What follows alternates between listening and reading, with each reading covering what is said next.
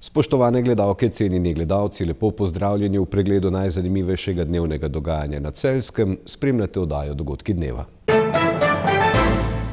V Celju praznujejo 150-letnico hotelirstva. Vila na Vodnikovi 14 v Celju bo končno podobo dobila spomladi prihodnje leto. Prvoligaška košarka se je po 42 letih vrnila v Štore. Rogaška kot prva letos premagala Helios in prišla do 3. zmage v sezoni. Hotel Evropa letos praznuje 150-letnico delovanja. Ta celjski mestni hotel je bil eden od ključnih akterjev razvoja hotelirstva v Celju. Še danes pa je pomemben člen v zagotavljanju namestitvenih kapacitet. Ob jubileju so pripravili tudi dokumentarni film o zgodovini hotela, ki ga bodo brezplačno predvajali v Malem Unionu ta konec tedna. Tradicija današnjega hotela Evropa sega v leto 1873, letos tako obeležujejo 150 let delovanja. V 70. letih 19. stoletja so pod imenom Hotel Stadt Wien v objektu, ki leži v neposredni bližini železniške postaje in danes obenem od osrednjih celjskih trgov, začeli ponujati namestitvene kapacitete. Kot ugotavlja Borut Batagel iz Zgodovinskega arhiva Celje, se je zgodovina hotelirstva v Celju začela pisati z razvojem turizma, tudi zdraviliškega ob Savinji. Se mi zdi ključno ta letnica 1877, ko hotel oziroma tukaj ta prostor prevzameta Marija in Anton Simonišek. Ona dva sta pravzaprav začela preoblikovati ta prostor iz ene gostinske ponudbe, pravzaprav neko bolj hotelsko. Takrat ta hotel pravzaprav se začne skozi 80., predvsem pa 90. leta z novimi investicijami, pravzaprav tudi dobivati neko lepšo podobo. Obnavlja se fasada, začel se graditi prizidki. V obdobju med obema vojnama hotel dobi sedanje ime in postane eno osrednjih prizorišč družabnega dogajanja. Visok standard uvajajo tudi v hotelske namestitve. V 30. letih, ko je v Celju, recimo, imam tukaj podatek 160 sob, je Evropa s 35 sobami in 50 posteljami takrat v bistvu največji hotel že v Celju. Kar bi bolj izpostavil tukaj na tem mestu je med to kategorizacijo, ki je takrat po takratni zakonodaji potekala, bil hotel Evropa takrat uvrščen v hotel druge kategorije. Vsi ostali celjski hoteli so bili večinoma oziroma so bili v 3. kategoriji. Pomeni, da so tukaj bile najbolj imenitno opremljene sobe. Hkrati izpostaviti gre tudi, da skoraj vsako sobi je bila tudi že topla voda, kar ni bil standard, če si predstavljamo v času med obima vojnama. Danes ima hotel 4 zvezdice, z njim pa upravlja družba Eurotas hoteli, kjer so v Knežjem mestu po prodaji hotela Celeja vso energijo usmerili prav v delovanje najstarejšega hotela v mestu. Smo se ob teh izzivih, ki jih ponuja to, da dejansko Celje pripeljemo en nivo više, bom rekel, in bolj mednarodno uveljavljeno, se bili primorani odločiti, da naredimo en korak nazaj, za narediti 2 koraka naprej.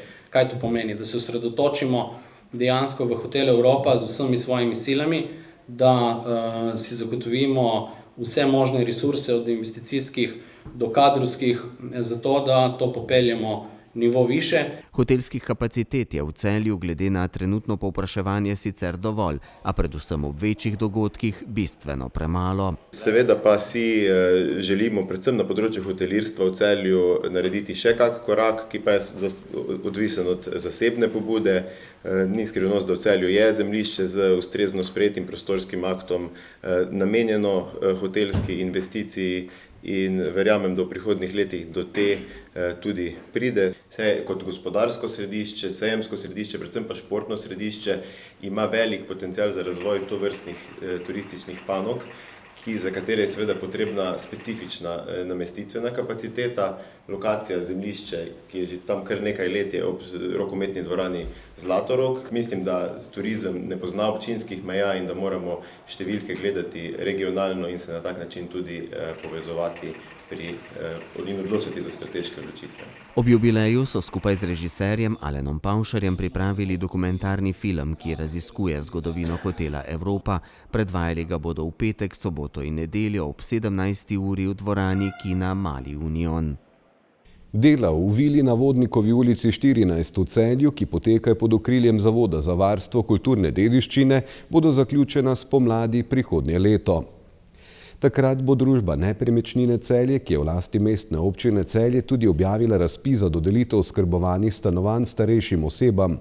V omenjenem objektu, ki počasi že dobiva končno podobo, bo na voljo 12 novih oskrbovanih stanovanj za starejše.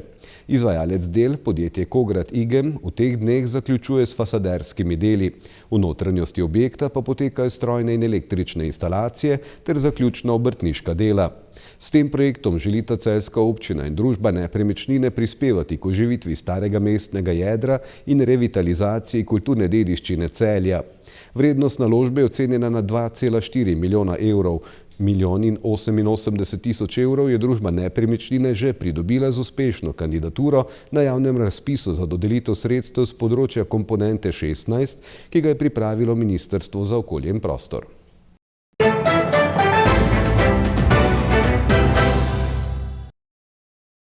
V 6. krogu košarkarskega državnega prvenstva so košarkarji Šenčurja prekinili niz 4 zaporednih zmag Šentjurja. Gorenjci so v športni dvorani v Štorah Šentjurčane premagali z 82 proti 71. Štore so prvoligaško košarkarsko tekmo gostile po 42 letih. Ker je dvorana Hruševec še vedno v fazi prenove, je občina Štore Šentjurčanom začasni dom ponudila v njihovi dvorani Štore stil. In tako po sezoni 81-82 v Štore spet pripeljala prvoligaško košarkarsko tekmo. Jaz sem vesel, da smo poleg prve uradne rokometne tekme tudi gostimo prvo uradno košarkarsko tekmo. Upravljen sem z trenirko z leta sezone 81-82, kjer je bil Kovinar Štor v prvi slovenski ligi in jaz upam, da bo to nek povod, da se tudi košarka v Štore vrne in jaz upam, da z to promocijo tudi vnaprej bomo pripravljeni na to, da pomagamo ostalim klubom v težavah. V glavnem vesel sem, da je ta dogodek v Štorah in upam, da še kakšna tekma. Imamo še nekaj manjših zadev za postoriti, gre predvsem za sanacijo parketa, tako da se nadejamo, da bomo kmalu spet v svoji dvorani. Do takrat smo pa prisiljeni pač se znajti in zelo nam je prišlo prav, da pravzaprav je bilo to povabilo štorovskega župana, gospoda Jurkoška, in mislim, da je občutek odličen, fenomenalna dvorana, tudi sicer organizacija BP, tako da smo zelo zadovoljni, da smemo tu igrati. Morda še bomo morali katero tekem tudi odigrati in danes se pokazali, da tukaj to lahko odlično naredimo. Čudovita dvorana, sigurno je želja, da še kakšno tekmo tukaj odigramo. Res upam, da se bo tudi enkrat košarka vrnila v Štore. Sicer pa je nova športna dvorana v Štorah dobro zasedena. Ja, moram reči, da v bistvu, kar se tiče rekreacije, je dvorana polna. Načeloma sobotih, nedeljih ne upravljamo z rekreacijo.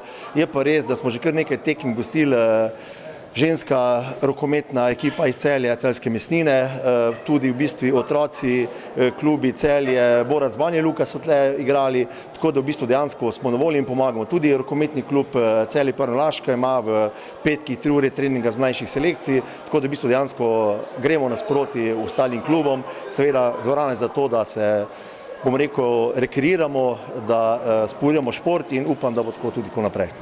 Šenčur je proti Šentjurju odigral svojo najboljšo tekmo v sezoni in predvsem zahvaljujoč odlični tretji četrtini prekinil šentjurski zmagoviti niz.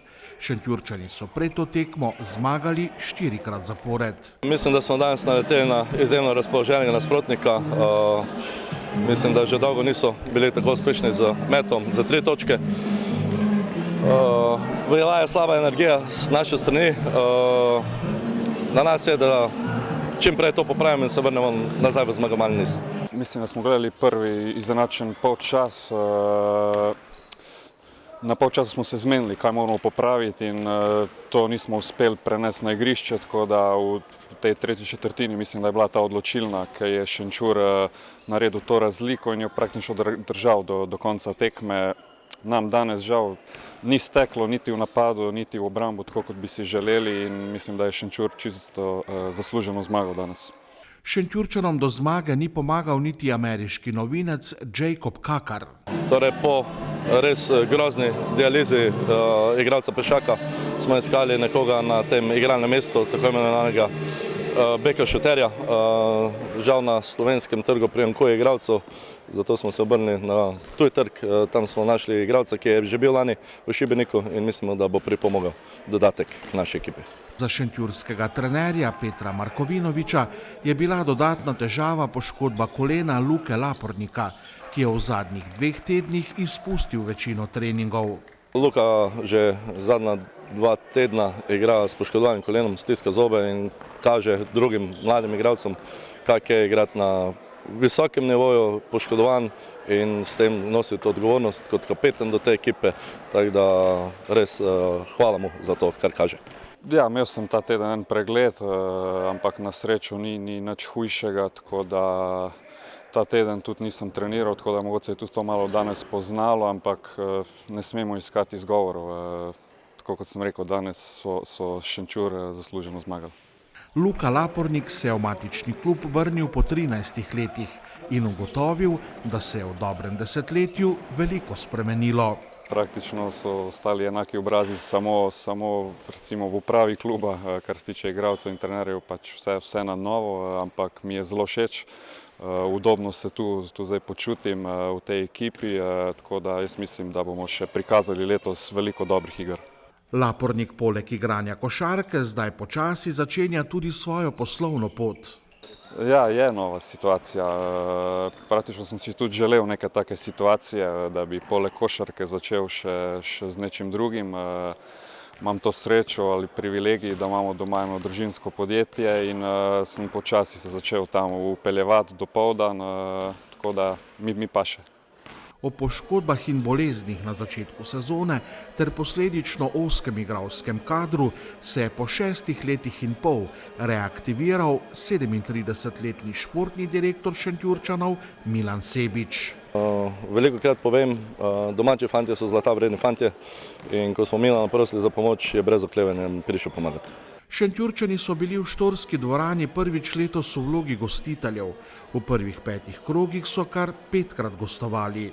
Situacija je takšna, kakšna je, mi se prilagodimo, to, kar se je zgodilo, da je pač poteka sanacija parketa, mi na to ništa moramo vplivati, hvala tako imenovanem Bogu, je klub zagotovil nam, da lahko treniramo na Polniku, kjer imamo odlične pogoje za trening. Kljub dejstvu, da letos nobene tekme še niso odigrali na svojem parketu, se lahko Šentjurčani pohvalijo z najboljšim začetkom sezone v zadnjih letih.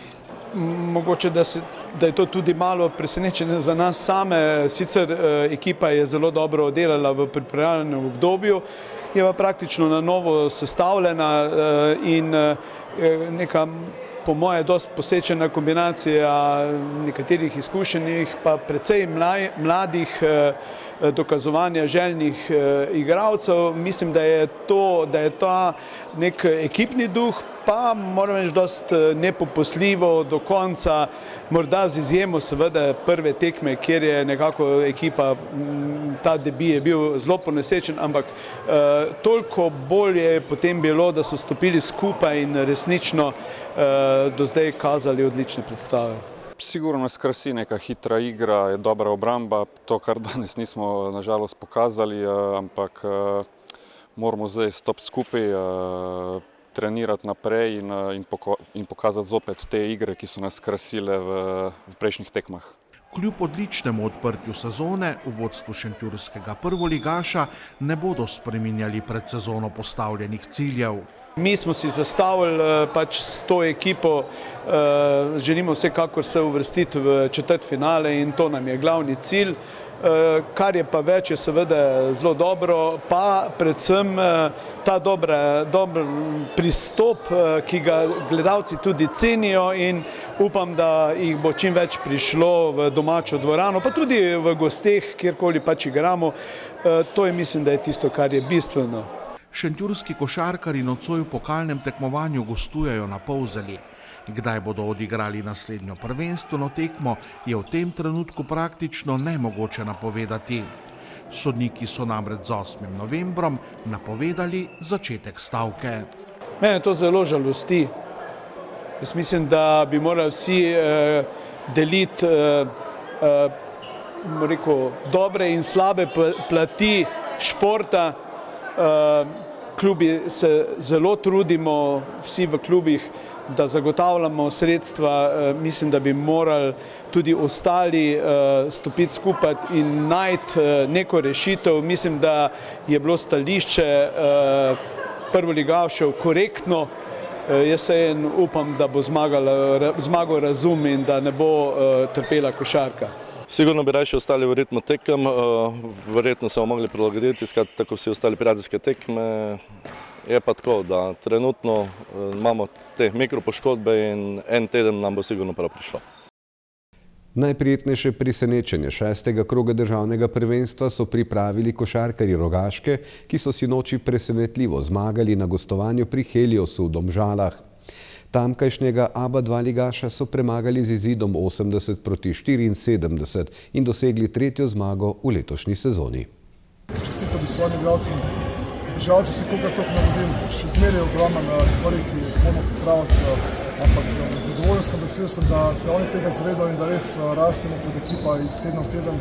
Tako da to je velika nagrada za vse to delo, ki ga imamo že od začetka priprav, od začetka sezone. Da igralci vidijo, da je to, kar o čem govorim od prvega dneva, da pije vodo, po domače rečeno, da ima smisel in samo s trdim delom vsak dan individualno in kolektivno kot ekipa lahko napredujemo in seveda se navedemo zmeraj boljše tekme.